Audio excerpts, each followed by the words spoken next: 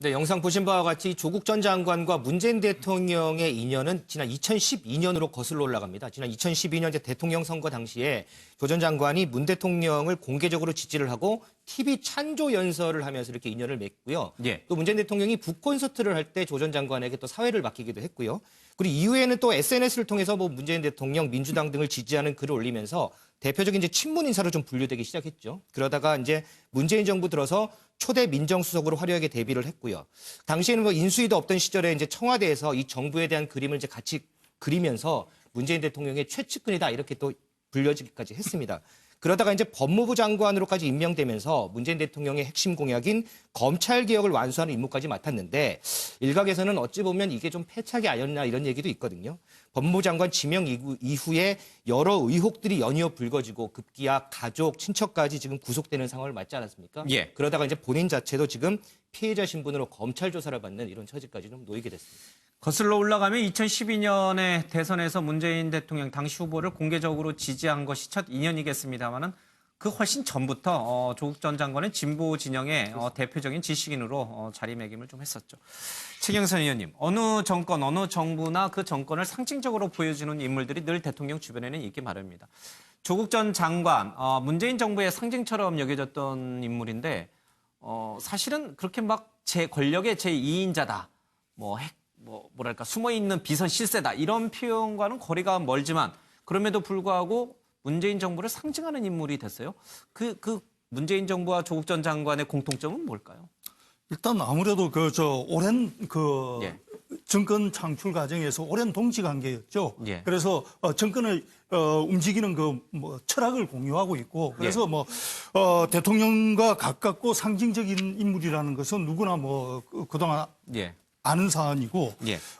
그럼에도 불구하고 이제 그 법무부 장관으로 임명된 뒤에 한 달 남짓한 시기에 사퇴를 한 거 아니겠습니까? 예. 그럼 그 사퇴 자체만으로도 사실은 도의적 책임 그리고 그 정치적 책임에 대해서는 이미 인정을 했다는 것이거든요. 그래서 앞으로 이제 그 대통령과 가깝고 정권의 상징적인 인물이기 때문에 법적 처리가 어떻게 될 것이냐에 따라서 예. 상당한 영향을 미칠 것으로 봅니다만은 제일 먼저 이제 앞으로 보게 되는 것이 구속 여부가 어떻게 될 것이냐 예. 이 부분 아니겠습니까? 그런데 구속이 안 된다고 했을 때는 사실은 구속이 안 된다고 하더라도 정치적 책임이나 도의적 책임이 없어지는 건 아니거든요. 예. 그래서 구속이 안 됐을 때의 정국의 영향은 저는 크지 않을 거라고 봅니다. 그런데 만약에 혹시 구속이 된다면 가능성은 적지만 예. 구속이 된다고 보면 그 파장은 실로 클 수밖에 없는 것이 방금 대통령의 멘트도 화면으로 나왔지만은 조국 장관이 실질적으로 잘못한 것이 입증된 게 없지 않느냐. 이런 측면에서 정부나 그다음에 그 여당에서 이때까지 보호를 해왔고 변호를 해왔는데 만약에 구속이 된다면 그럼 변호의 정당성이 떨어지게 될 것이고 예. 또 만약에 구속이 된다고 했을 때 그 혐의가 무엇이냐는 좀 더 중요합니다. 예를 들어서 입시 문제라든지 개인적인 문제로 해서 구속이 된다든지 했을 때는 개인적인 문제 차원에서 이해가 될 수 있지만 민정수석이라는 자리는 정권의 어떤 부패를 방지하는 정말 핵심적인 자리인데 예. 직무와 관련된 혐의로 만약에 어떤 구속이 된다든지 아니면 직무와 관련된 혐의로 기소가 된다든지 했을 때는 현 정부에 미치는 영향도 상당히 크다고 봐야 되겠죠. 예. 민정수석으로 있으면서 여러 가지 부정적인 행위에, 그러니까 부인의 행위겠습니다만은 직간접적으로 관여가 돼 있다라는 것이 확인이 된다면, 나중에 재판을 통해서라도 그렇다면 이 파장은 어디까지 갈 것인가? 그를 민정수석에 앉힌 청와대 인사 시스템, 나아가 대통령, 또 법무장관에 앉힌 그런 여러 가지 파장들을 봤을 때 문재인 대통령과 지금 이 조국 전 장관을 계속 옹호해왔던 여당 지도부 이해찬 대표까지도 불똥이 튀는 건가요? 그렇다고 봐야 되겠죠. 예. 당연히 앞서도 계속해서 그 조국 전 장관의 상징성을 얘기해왔고 예. 그리고 민정수석이라는 자리의 상징성도 또 상당히 크거든요. 예. 현 정부의 어떤 모든 그 부패 방지라든지 스스로의 그 정의감, 공정성 이런 것들을 관리하는 자리인데 만약에 직무 관련성으로 어떤 혐의가 드러나서 기소가 된다면은 예. 정권의 도덕성에 큰 타격을 줄 뿐만 아니라 그동안 변호해 왔던 이른바 유시민 전 장관 같은 경우에는 그런 예. 말까지 했지 않습니까? 검찰이 가족을 인질로 해서 사실상 아무 잘못도 없는 예. 잘못된 것이 아무것도 드러나지 않은 조국 장관을 공격을 한다. 이런 식으로까지 변호를 했는데 만약에 혐의가 드러난다면 그동안 그렇게 변호해 왔던 것에 대한 어떤 후폭풍, 예. 여론의 질타 이런 것들을 감수를 해야 되겠죠. 예, 조국 전 장관의 유무죄 여부는 현 정부 또 진보 진영의 도덕성 문제에도 직격탄을 날릴 수 있는 문제인 만큼 굉장히 중요한 이슈로 이제 등장을 할 수밖에 없습니다. 자, 그러면 반대 가정을 좀 해보죠. 만약 조국 전 장관이 기소되지 않거나 아니면 재판 과정에서 무죄로 입증이 될 경우에 그럼 그 후폭풍은 또 어디까지 어떻게 미칠 것인가? 분명히 이 부분도 짚어봐야 될 대목인 것 같습니다. 결국 그 같은 질문에서 이제 가장 핵심이 되는 건 윤석열 검찰총장일 겁니다. 예. 오늘 그 김인혜 인하대 로스쿨 교수가 한 매체와 인터뷰에서 이렇게 이야기했더라고요. 예. 검찰개혁 성공을 위해 딱 한 사람을 설득하려면 누구를 꼽겠냐라고 하니까 윤석열 검찰총장이다 이렇게 말했는데요. 예. 그러면서 지금 검찰이 하고 있는 조 전 장관 수사와 관련해 실시간으로 중계가 된다든가 또 신상털기식으로 하는 것은 가혹하다 이런 입장을 밝혔습니다. 또한 지금은 인권 친화적인 시대이기 때문에 이제는 관행 때문에 그렇다는 식으로 반인권적이고 잔혹한 수사를 정당화하기는 어렵다 이렇게 밝혔는데요. 이와 관련해서 법무부도 이 수사 단계별로 법무부 장관에게 사전 보고하게 하는 검찰 사무보고 규칙안을 개정할 것으로 알려졌습니다. 예. 만약 이 검찰 수사가 뜻하는 대로 되지 않게 된다고 하면 이 같은 검찰 개혁에 있어서 좀 더 가속화되고 검찰이 그동안 생각했던 것보다 훨씬 고강도의 개혁안이 이뤄질 수 있다. 이런 전망들이 나오고 있습니다. 김인혜 인하대 로스쿨 교수는 검찰 개혁과 관련해서 사실은 첫 단추를 깼던 아주 중요한 인물이죠. 이분이 봤을 때도 지금의 검찰 수사는 저인망식으로 신상털기식으로 먼지털이식으로 진행되고 있다. 너무 가혹하다 이렇게 보고 있는 거군요. 네, 맞습니다. 예. 이렇게 특수부 검사들 20여 명을 동원하고 모든 곳을 동시 60여 곳을 동시에 압수수색하는 고강도 검사 수사 속에서 버텨낼 수 있는 인물이 과연 대한민국에 몇 명이나 될까? 이런 의문점을 던져보면 이 수사는 너무 가혹하다. 네. 예. 자, 검찰이 맘만 먹으면 얼마든지 법무장관을 낙마시킬 수 있는 전형을 보여줬다. 이런 평가도 일각에서 나오고 있습니다. 이 수사가 과연 가혹한 수사인 것인지 아니면 혐의가 있으면 그냥 수사한다는 검찰의 원칙대로 수사인지 좀 시각이 좀 엇갈리는 것 같긴 합니다. 만약에 조 전 장관이 무죄로 판명이 된다, 또는 기소가 만약에 이루어지지 않고 이제 검찰이 조사를 해봤더니 이건 뭐 기소할 이유가 없다 이렇게 해서 무혐의 처분이 내려진다든지 그런 경우가 있을 경우에는 이 파장이 어디까지 가겠습니까? 윤석열 총장으로서는 자신의 거취에 대해서 답을 해야 됩니까? 당연히 그렇죠. 당연히 이것은 그렇습니까? 예. 만약에 그렇게까지 지금 먼지털이 수사라는 예. 용어가 일반화되고 있을 정도로 그렇게 수사를 했는데도 기소를 못했다. 예. 그럴 가능성은 적지만 만약에 그렇게 수사를 했는데도 기소할 만한 혐의점을 찾지 못했다. 그러면 예. 당연히 검찰이 책임을 져야 되겠죠.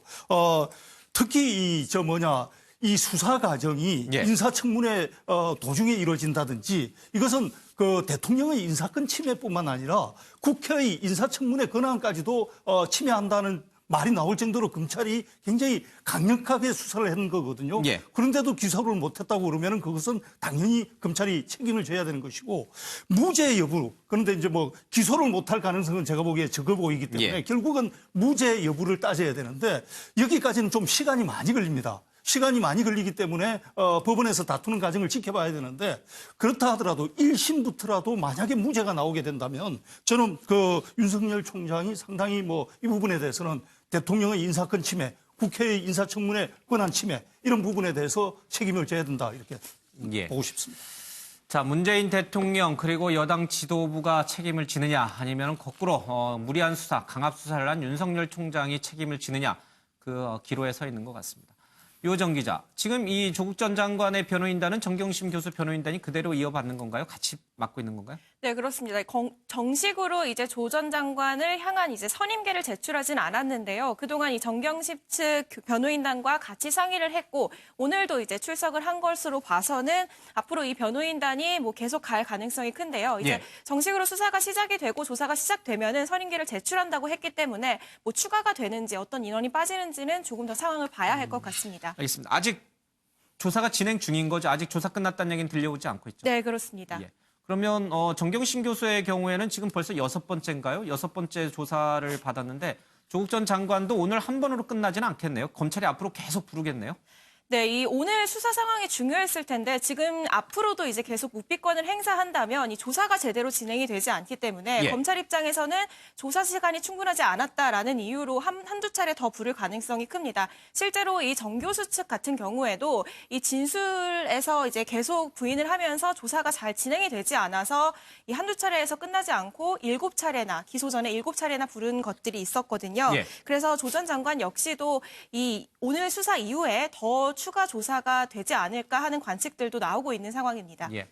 조국 전 장관이 관련된 모든 혐의에 대해서 나는 몰랐다, 모르는 일이다, 아니다라고 부인하고 있기 때문에 검찰이 그를 반박할 얼마나 객관적인 증거를 확보하고 있느냐, 또 여기에 따라서 조국 전 장관이 몇 번 더 소환될지도 좀 결정이 될 것 같습니다. 앞으로 좀 지난한 수사 과정이 이어질 것이라는 그런 예측이 좀 되네요. 자, 이런 가운데 서울대에서는 조국 전 장관의 박사학위 논문, 과거 석사학위 논문도 마찬가지입니다만 이 논문의 표절 의혹이 계속 불거지고 있는데 이 부분은 한번 검증이 끝난 문제 아닌가요? 네, 일단 박사학위 논문 같은 경우는 이 의혹이 지난달 21일 있었던 국정감사에서 자유한국당 곽상도 의원이 제기를 한 부분인데요.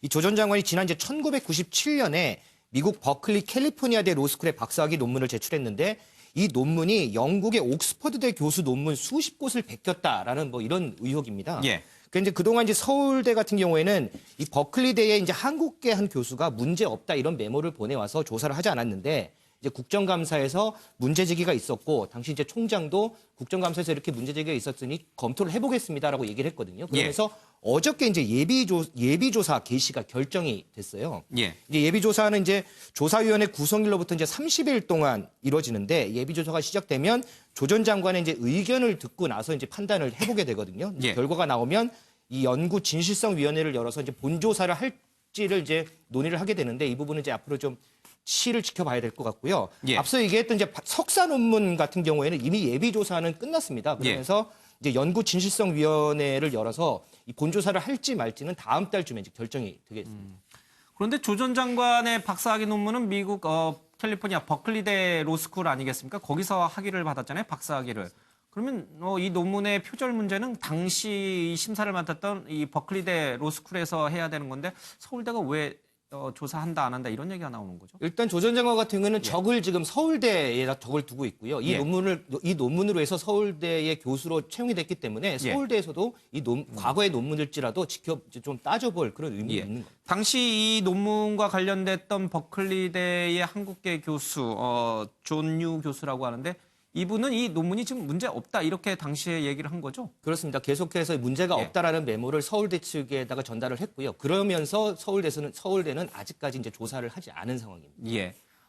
박사학위 논문을 받았던 미국 버클리대 로스쿨에서는 문제가 없다라고 결론 낸 사항이지만 자유한국당 곽상도 의원이 문제 제기를 한 만큼 서울대가 다시 들여다본다 이런 뜻이군요. 알겠습니다. 유호정 기자, 이 정경심 교수 측과 이제 얘기가 계속 맞물려 들어가요. 조국 전 장관의 얘기는. 자, 명백히 입증이 가능한 그 부분만 검찰은 집요하게 물고 늘어질 것이라는 추측들이 좀 많습니다. 조국 전 장관을 올가매기 위해서는 정경심 교수와 조국 전 장관이 관여돼 있다라고는 앞서 말한 대로 핵심적인 증거와 관련된 부분들 과연 무엇이 있을까? 어떤 부분은 검찰이 자신을 갖고 있고 어떤 부분은 아직도 조 전 장관의 혐의를 입증하기에는 좀 미흡하다 이렇게 보이는 것인지.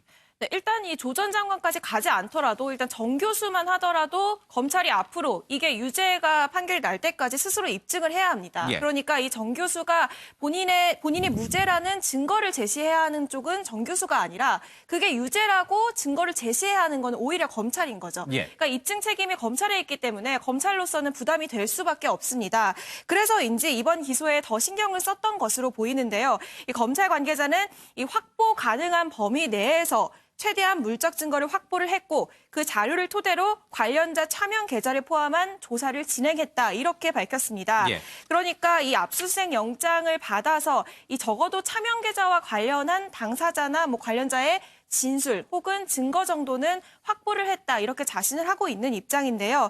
또 이 차명 계좌 관련해서 미용실 디자이너의 헤어 차명 디자이너, 계좌를 쓴 것도 있었고요. 또 조금 의아한 부분이 페북 지인의 계좌를 썼다. 그래서 정경심 교수 측이 그냥 지인도 아니라 페북으로 알게 된 사람의 차명 계좌까지 써가면서 이렇게 주식 투자를 했을 수가 있겠느냐 하면서 의아한 부분을 제기하기도 했는데요. 이 부분에 관련해서는 특히 이 명백히 입증되는 범위에서만 공소 제기를 했고 관련 문자나 개별 계좌 IP를 확보를 했다. 이러면서 증거로 확실하게 입증할 수 있는 부분만 기소를 했다고 지금 확신을 하고 있는 상황입니다. 예, 그렇기 때문에 이 부분은 앞으로 이제 법정에서 치열하게 다툴 것으로 보이는데요. 이 부분에 대한 거는 이제 재판으로 이제 넘어갔고 이제 또 차명 계좌 관련 부분에서는 사모펀드 관련해서 이제 조 전 장관의 관여 여부가 이제 검찰에선 핵심이 될 것으로 보이는데요. 관련해서 지금 계좌 이체된 그 증거를 지금 확보를 한 것으로 알려지고 있잖아요. 이 부분이 이제 사모펀드를 알았는지 몰랐는지에 대한 증거까지로 나아갈 수 있는지 이 부분이 또 이제 저희가 지켜봐야 할 문제 중에 하나입니다. 예. 부인인 정경심 교수에 대해서는 검찰이 비교적 객관적이고 확실한 물증들을 확보했다 이런 얘기들이 들려오고 있습니다. 이것이 조국 전 장관에게도 해당이 되는 것인지 아니면 조국 전 장관에 대해서는 아직 그만큼 확실한 증거는 확보하지 못하고 있는 것인지 그 부분이 아직 좀 드러나지는 않고 있습니다. 조금 더 관심 있게 지켜보겠습니다. 조국 전 장관의 오촌 조카와 이 정경심 교수 측 간의 얘기들이 조금씩 서로 엇갈려 가고 있는 부분이 있는데 사실 이 오촌 조카에게 조국 전 장관 부부가 쏘갔다 이렇게 얘기하는 게 이 자산관리인 김경록 씨의 주장이잖아요. 그렇다면 오촌 조카는 조국 전 장관이 직접 WFM도 그렇고요. 사모펀드 전반적인 운영에 관해서 몰랐다 이렇게 진술하는 것이 맞는데 지금 입장이 왜 어떤 면에서 좀 엇갈리고 있는 겁니까? 네, 오촌 조카 측이 이제 다시 밝힌 내용에 따르면 이 현재 정경심 교수의 주식 투자와 관련해서 자신은 관여한 바가 없다라는 입장을 취하고 있습니다. 자신을 속인 게 아니다. 조국 부부를 속인 게 아니다. 이렇게 주장하는 건가요? 네, 그러니까 자신의 이 펀드에 정경심 교수가 자금을 댔기 때문에 자신이 이제 투자 진행 경과를 알려줬을 뿐 자신이 준 정보를 가지고서 정경심 교수가 차명 투자를 하거나 하는 거는 몰랐다라는 취지의 진술이거든요. 주장이거든요. 왜냐하면 이 같은 이야기가 나온 이유 중에 하나가 이 정경심 교수의 공모장에 이 오촌 조카와의 공모 관계가 명확하게 명시되지 않았습니다. 그러다 보니까 이 오촌 조카 측은 이 공모장에 자신의 이 주식 거래와 관련해서 공범으로 명시가 되지 않았다. 나는 정경심 교수의 주식 거래에 대해서 어떻게 이 사람이 어디에 투자하는지를 알지 못했다라고 하면서 이 정경심 교수의 차명 투자와 선을 긋는 식으로 변호 전략을 짜고 있는 것으로 보입니다. 그러면 저 조범동 씨 측 주장만 놓고 보면은 조국 전 장관이 당시 민정수석이었기 때문에 부인인 정경심 교수에게 미공개 정보를 준 게 아니다. 이런 논리가 성립되는 거잖아요. 그럼 조 전 장관으로서는 자신의 민정수석이라는 지위를 이용해서 어떤 시세 차익을 보는 이른바 공직자윤리법 위반 또 미공개 정보 이용에 따른 뇌물죄 이런 부분은 피해갈 수 있는 거 아닌가요? 일단 이 오촌 조카 측에서는 이제 앞으로 자신도 재판에 가야 하는 입장이기 때문에 구체적으로 자신의 입장을 밝히진 않겠다고 말했습니다. 다만 말씀하신 것처럼 만약에 오촌 조카의 주장이 이런 식으로 이어지게 된다고 하면 정경심 교수 측이나 조국 전 장관 측에서는 이 진술을 토대로 말씀하신 것과 같은 전략을 펼 수도 있을 것 같고요. 다만 이제 검찰에서 앞으로 이 정경심 교수와 이 조범동 오촌 조카 사이에 이 주식 거래와 관련한 정보를 주고받는 데 있어서 어떤 이야기가 오갔는지 또 여기에서 과연 대가성이라는 게 보여질지에 따라서는 앞으로 재판 과정에서 좀 더 드러날 것으로 보입니다. 알겠습니다. 지금으로서는 누구의 말이 맞는지 또 어디까지가 사실에 부합하는 것인지 알기가 참 어렵습니다. 관련자들이 모두 자기 방어적인 차원에서 진술들을 하고 있기 때문에 퍼즐을 꿰맞추기가 매우 어려운 상황인 것 같습니다. 이 퍼즐은 검찰이 맞춰야 되는 거죠? 네, 그렇습니다. 알겠습니다.